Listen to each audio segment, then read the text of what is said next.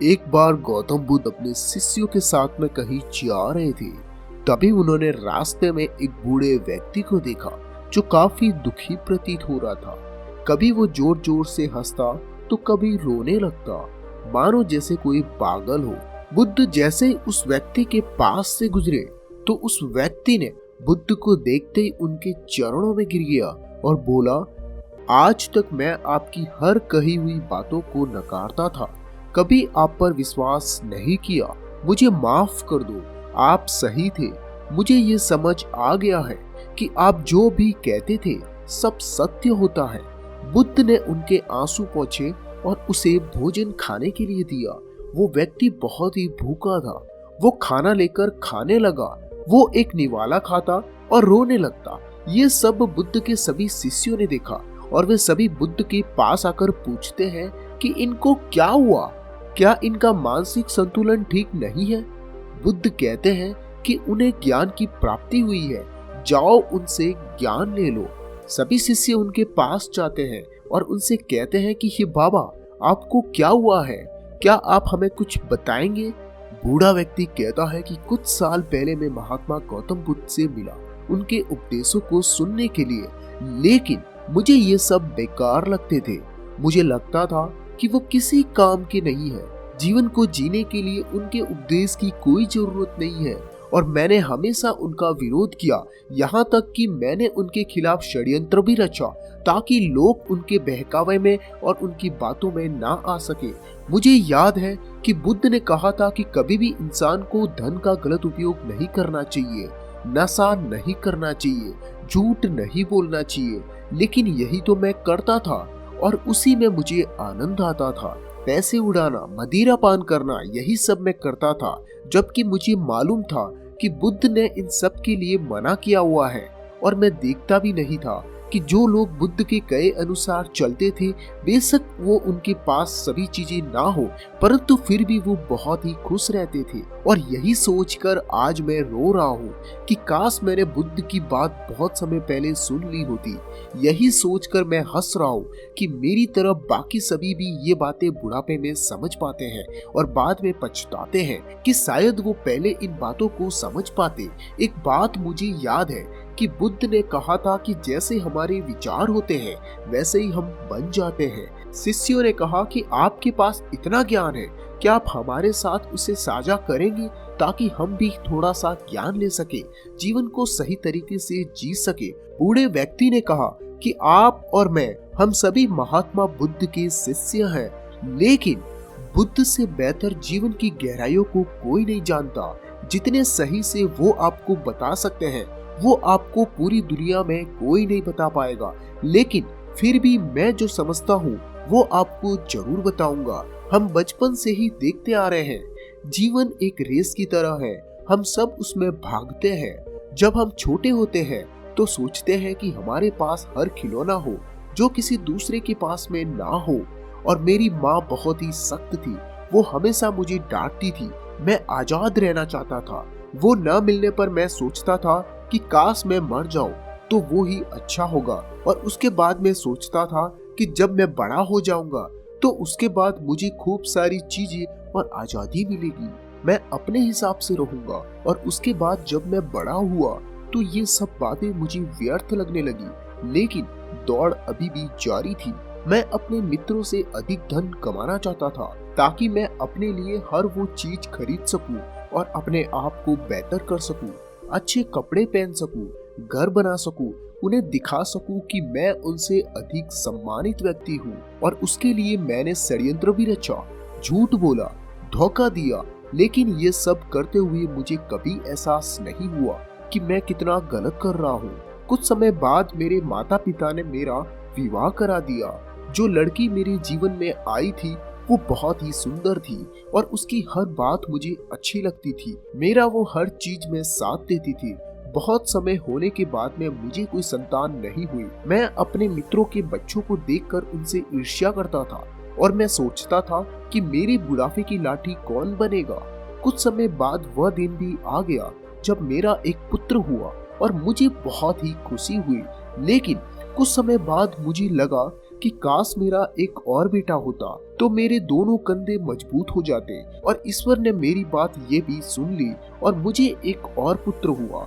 सब अच्छा चल रहा था, मेरा व्यापार आगे बढ़ रहा था। मेरी पत्नी ने मुझे कहा कि यह सब तुम्हारी मेहनत का नतीजा है जो तुम इतने सफल हुए। तुम्हारे माता पिता ने तो कुछ भी नहीं किया और वैसे भी उनकी उम्र हो गई है, उन्हें तीर्थ यात्रा पर चले जाना चाहिए। मुझे उसकी कही हर बात सही लगती। जब मैंने अपने माता पिता से इसके बारे में कहा तो ये सुनकर उन्होंने मना कर दिया।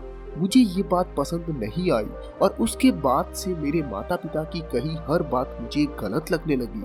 वो मुझे व्यापार में भी स्वतंत्र निर्णय नहीं लेने देते थे। मुझे अब आजादी चाहिए थी और ईश्वर ने मेरी ये बात भी सुन ली। मेरे माता पिता की तबीयत बहुत ही खराब हो गई। वैद्य ने भी जवाब दे दिया कि जिसे भी इनसे मिलना है जल्दी से मिल लो, क्योंकि अब ये ज्यादा समय तक नहीं रहेंगे। मुझे ये सुनकर दुख होना चाहिए था, लेकिन मैं खुश हो रहा था कि अब मैं आजाद हो जाऊंगा। मेरे माता पिता को इसी अवस्था में 6 दिन निकल गए। सब लोग उनसे आकर मिल चुके थे। उसके बाद एक दिन मैं और मेरी पत्नी अपने माता पिता से मिलने गए तो मेरी पत्नी ने मुझसे कहा कि सबसे तू मिली है, अब मरते क्यों नहीं है। मुझे मेरी पत्नी की कही हर बात सही लगती थी कि वो हमेशा सही कहती थी। अगले दिन जब मैं अपने माता पिता के कमरे में गया तो मैंने देखा कि मेरी माँ वहाँ पर बैठे अकेली रो रही है। उसे देखकर मुझे भी रोना आ गया और मैंने तब सोचा कि अपने पिता की अंतिम यात्रा बेहद ही भव्य निकालूंगा ताकि सबको पता चले कि मैं उनसे कितना प्यार करता था। और मैंने वही किया।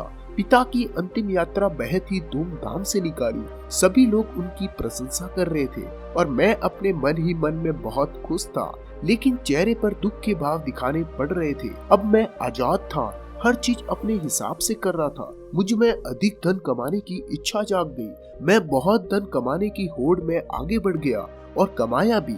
मैं अपने घर का सबसे अमीर व्यक्ति बन गया। धीरे धीरे समय बीता। मेरी दोनों बेटों की शादी हुई और मैं बुढ़ापे की तरफ बढ़ने लगा, लेकिन दौड़ अभी भी बाकी थी।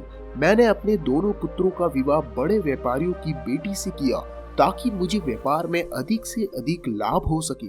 धीरे धीरे उम्र बढ़ती चली गई, बुढ़ापा आता रहा। एक दिन मेरी पत्नी भी मुझे इस दुनिया से छोड़कर चली गई और तब मुझे पहली बार अकेलेपन का एहसास हुआ। तब मैंने बुद्ध के बारे में सुना और उनके उपदेश सुनने के लिए उनके आश्रम चला गया। लेकिन बुद्ध के विचार मेरे विचारों से बहुत ही अलग थे। मैं उनसे सहमत नहीं था। मेरी तरह वहाँ और भी लोग थे जो बुद्ध के विचार से सहमत नहीं थे। मुझे वो लोग मेरे शुभचिंतक लगे और मैंने बुद्ध की बात नहीं सुनी। धीरे धीरे समय बीतता गया। मेरी तबीयत खराब होने लगी और मैंने बिस्तर पकड़ लिया। लेकिन मैंने अपने इलाज में एक से एक बड़े वैदिक को लगाया, लेकिन कोई फायदा नहीं हुआ। एक दिन मेरा बड़ा बेटा मेरे पास आया और मुझसे बोला कि पिताजी, अब आपसे काम नहीं होगा, व्यापार अब आप मुझ पर छोड़ दीजिए और छोटे भाई की चिंता मत करें, मैं उसे संभाल लूंगा। आप सारा व्यापार मेरे नाम कर दीजिए।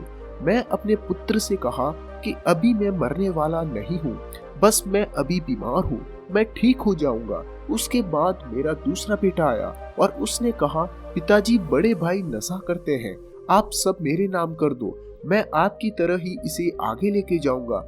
मैंने अपने दूसरे बेटे से भी यही कहा कि अभी मैं मरने वाला नहीं हूँ, बस मैं बीमार हुआ हूँ और मैं जल्द ही ठीक हो जाऊंगा, अभी तो मुझे और जीना है। लेकिन इस बार ईश्वर ने मेरी ये बात नहीं सुनी और वैद्य ने मेरे दोनों पुत्रों से कहा कि जिससे भी इनको मिलाना है मिला दो, समय बहुत ही कम है। और ये सुन मेरी दोनों बहुएं रोने लगी और मेरे बेटों ने भी सभी रिश्तेदारों को बुलाया और सब मुझसे मिलने आते और कहते कि आपके बिना अब अकेले सब कैसे चलेगा। मैं अभी जीवित था, लेकिन मुझे ऐसा लग रहा था कि जैसे सब मुझे अभी से मरे हुए की तरह देख रहे हैं। इस दिन मुझे मेरे पिता की बेबसी का एहसास हुआ और सोचा, यह जीवित में ही मुझे क्यों मार रहे हैं, सब कितने स्वार्थी हैं। यही कहते हैं कि मेरे बिना उनका काम कैसे चलेगा, किसी को मेरी चिंता नहीं है, सब मतलबी है। अब तो मेरे बेटे भी बंटवारे के लिए आगे लड़ रहे हैं और उनकी पत्नी उनका साथ दे रही है। तब मुझे एहसास हुआ कि मेरा इतना धन कमाया किस काम का है जो मुझे ठीक ही नहीं कर सकता। मैंने बेकार में ही अपना पूरा जीवन इस धन के पीछे बर्बाद किया, हर गलत काम किया, नशा किया, अब सब बेकार हो गया। मैंने ये सब क्यों किया? काश ये बातें मुझे पहले एहसास हो गई होती। जब मेरे पिता बिस्तर पर थे तब शायद मैं कुछ अच्छा कर जाता, जीवन को कोई नई दिशा दे सकता था। मैंने दोनों बेटों को बुलाया और पूछा, मेरी अंतिम यात्रा कैसे निकालोगे? दोनों बोले कि आप मेरे नाम पर सब जायदाद कर दो, मैं आपको भव्य तरीके से विदा करूंगा। और दोनों फिर से लड़ने लगे। तब मुझे लगा कि ये सब मैंने किया, ये सब मेरी मेहनत है, लेकिन अब सब कुछ पीछे छूट रहा है। ये कुछ भी अब मेरा नहीं रहा जो मैंने इतने साल मेहनत करके कमाया था। सब मुझे छोड़ कर गए, सबकी मृत्यु मेरे सामने हुई। मैं सबको शमशान ले गया, मेरे माता पिता, पत्नी, लेकिन कहीं ये नहीं सोचा कि एक दिन मैं भी यहाँ आऊंगा। मैंने अपना पूरा जीवन कामयाबी से निकाला, लेकिन अब लगता है कि मैंने अपना जीवन जिया ही नहीं। बचपन से लेकर अब तक बस भाग दौड़ में उलझा रहा, पता नहीं किस चीज की ओर। आज तक मैं इससे निकल नहीं पाया। जब आखिरी समय पर बातें समझ में आई तो अब समय ही नहीं है। ये बातें कहकर बूढ़ा चुप हो गया और महात्मा बुद्ध के पास आकर कहा कि क्या मुझे मेरे अंतिम समय में आपसे कुछ मिल सकता है? बुद्ध ने कहा, बेशक, तुमने अपना पूरा जीवन अज्ञानता से निकाल दिया हो, लेकिन ज्ञान का एक क्षण भी काफी होता है। तुम्हारे पास अब जो भी समय है उसे ज्ञान में लगा दो। अब जो भी तुम्हें मिले, सांसें या फिर मौत, उसे स्वीकार करो। वर्तमान पर केंद्रित हो जाओ। जो भी तुम्हें मिले उसे खुशी खुशी स्वीकार करो। जितना रहस्य जीवन में है उससे कई गुना ज्यादा रहस्य मौत में है। जो खुशी जीवन दे सकता है उससे भी बड़ी खुशी मौत दे सकती है। केवल पूर्ण रूप से देखना, एक एक क्षण को देखना।